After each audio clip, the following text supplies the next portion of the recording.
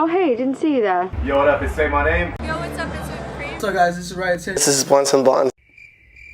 My name's Allison Wonderland. Sullivan King here. Yo, this is Hesh. This has been TRILLVO. And you're watching TRILLVO.com. TRILLVO.com. TRILLVO.com. TRILLVO.com. You're logged into TRILLVO.com. And you're watching TRILLVO.com. Disillusionize me, Captain.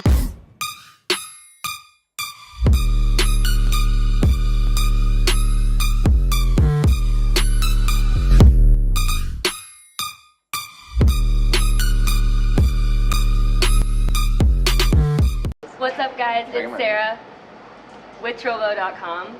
I'm here with Protohype, fresh off his set at Imagine. What's up, man? Yeah, fresh. Refreshment. Important. Everything's good. I'm happy.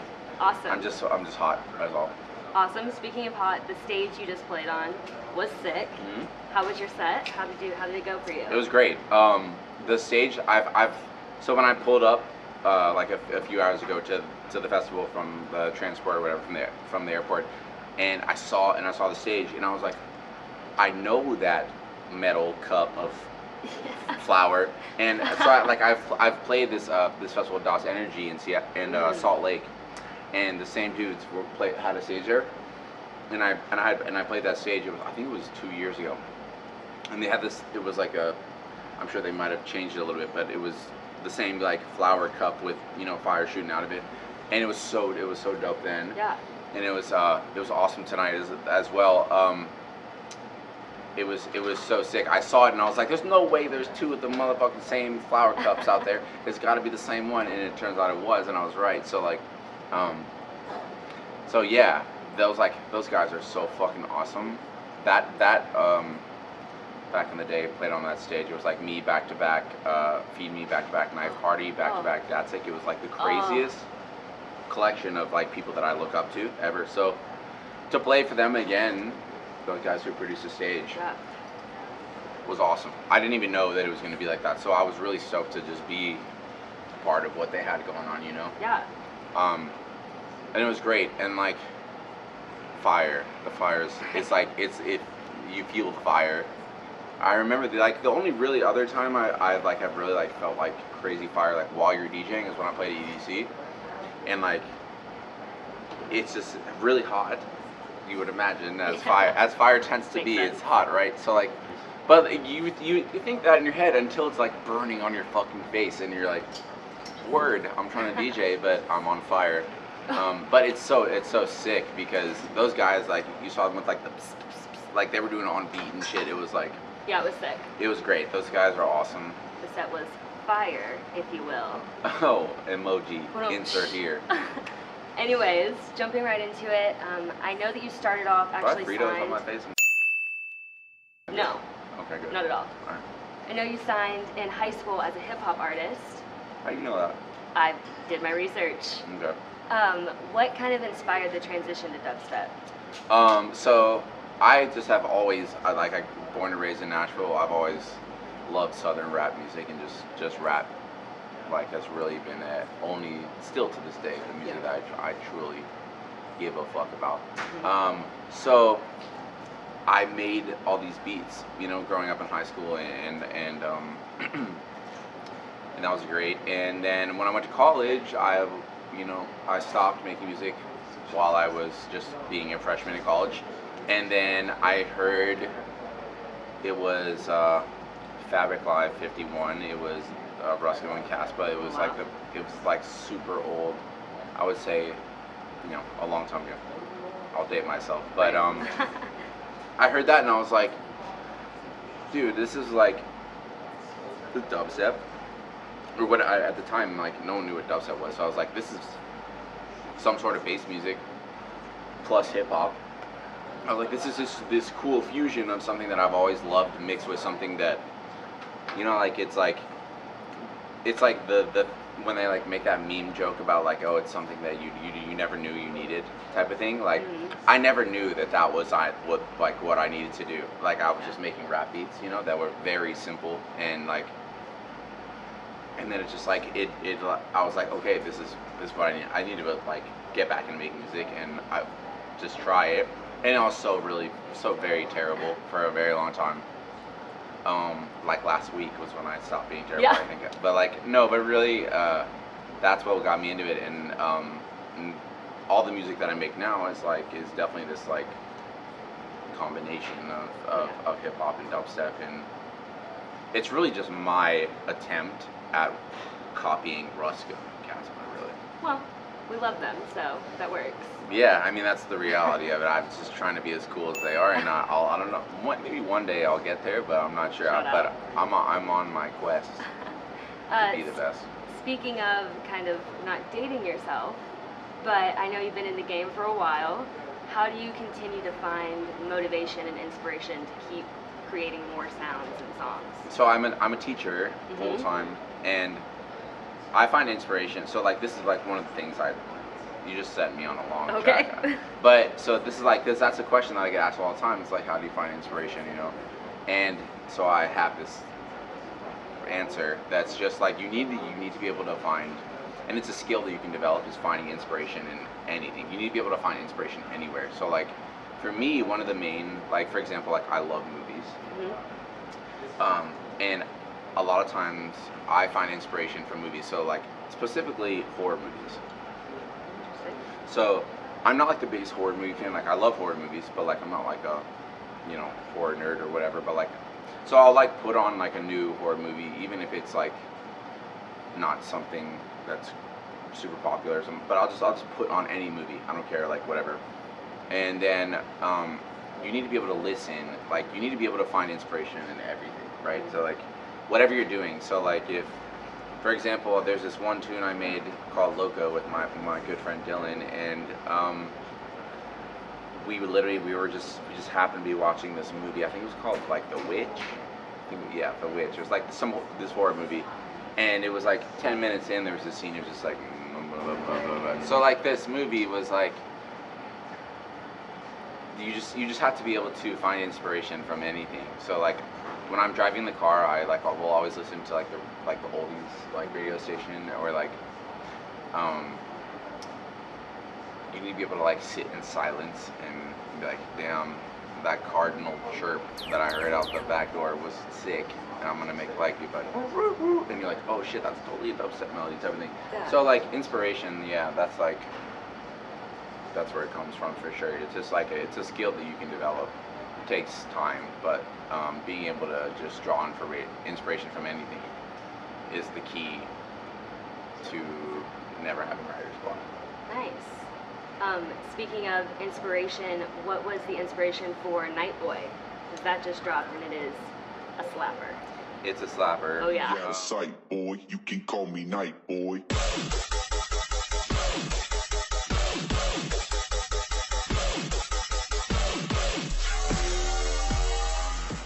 Nightboy, I'm still kind of developing this idea of Nightboy, but so like I used to paint graffiti and you know, go vandalize places when I was a very young age, and I have this when I think about the Nightboy, he's like this dude, he's like this young teenager that's like, he's got a bandana on and he's out at the train yard late at night, and like. And people are like, why is it like Nightboy? It's like, because all this shit goes down at night, boy. Really. Oh. That's really, honestly, like that just sounded so cheesy. It's dangerous, that cheesy. No. That's the truth. So it's like this guy who's like, he's out at Nightboy, and he's like, he's just the Nightboy, you know, he's the uncatchable graffiti vandal that's like, it's really just me as a kid. Yeah. That's why I'd be out of sight for it. You can call me Nightboy. I loved it. It's great. And all those vocals are mine, so. Oh, like, really? Yeah. I know you mentioned in like a past interview that you're gonna start adding like a live aspect to your sets. Yeah. Because like a lot of my songs are my vocals. Like Nightboy is me, and then like Blackout is me, and then that song Fire that I just put out, that's me singing. Like, I would do it live if I was actually that talented, but I'm really not, so I don't. Well. But, like, I can play all these instruments, and, like, you know, it's just such an epic, like, step. Oh, yeah. From going from just DJing to, like, live set, you know, like,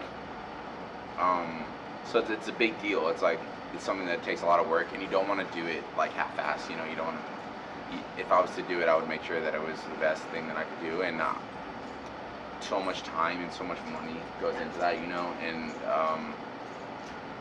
I don't know, I'm not sure if I'm ready for that right now, but I will like just rap all the time on stage. I'll do that any day, but if I can call that a live show, Basically. then yeah, you can put that on a flyer and pay me double. Yeah.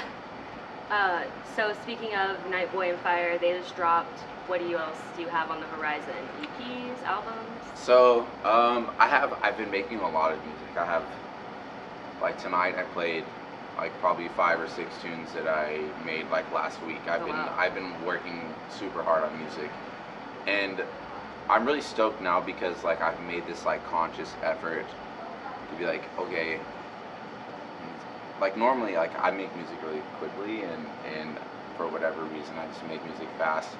Maybe that's because in the past I've half-assed, I don't know, but I've made a conscious effort over the past few months to like step back and be like, this needs to be better, this needs to be like way better, you know. Otherwise it's like, I don't know, I feel like I wasn't that stoked about my past couple releases, to be honest with you, and like I like them, you know, otherwise I wouldn't have put them out, but like they just weren't like, you know, people see me as this thing, I guess, and it's not like the coolest thing, but it's something at least. And like, I don't know, I feel like I kind of have a duty to fulfill as a leader, you know. And so I've made in the past like several grip of tunes, I've made a conscious effort to be better and learn new shit and try something new. And you know, like Nightboy was really the first one that I was like an example of that I actually really worked on and spent more than a day on. That sounds cheesy, but usually it's just a day. Wow. But I spent like I think maybe 3 days on it. Nice. So Awesome. Well, I just want to end it off with my favorite thing about Protohype sets, Puppy Crew. Can you tell our viewers what Puppy Crew is and what y'all have in the works for Puppy Crew? So the Puppy Crew was started one day. So my mom is a social worker, and she was like, I started like paying like her bills and stuff. I'm a big mama's boy, and I just started helping her. As soon as I started getting money, I started helping her out. And she was like, you're getting this money. She's like, why don't you have a charity? She's like, what the fuck are you doing? And I was like, okay. I was like, you're right. She's always right. So I was like, you're right. And then so I was like, well, I'm gonna do it with dogs. I've always loved dogs and just animals in general, but dogs specifically. But so I tweeted this thing out that was like, hey, for every retweet this gets, I'll give $1 to the ASPCA. And I tweeted it, and then I like laid down for a nap, my casual 4 p.m. nap. That goes to like 9 p.m. usually. Right. But and then like before I could even fall asleep, my phone was just like exploding because fucking Bass Nectar retweeted it. Within like 2 minutes of me tweeting it, and he even texted me and was like, haha, that's all he said, haha. Because he knows what he did. I was like, yeah, like you know what you did, and I was mad, and I didn't have money like that. Right. And I was like, I had to cut it off. So like it got to 1,000 retweets, and I gave $1,000 to the SPCA, but I literally could not afford any more than that. So that's how it started, and then I was like, okay, this thing can like turn into this thing, and then we started like the whole hashtag, and then we started doing Puppy Crew charity shows where, like for example, like we did one in Denver that was just like killed it. That I played at Beta, and then like we do the meet and greet at the local, like a local humane society. We meet up with them. We find a local humane society, and we meet with them, and we do the meet and greet there, and then at the club, for every ticket sold, the club donates $1, and then whatever at the end of the night, however many tickets are sold, I'll match that number. Wow.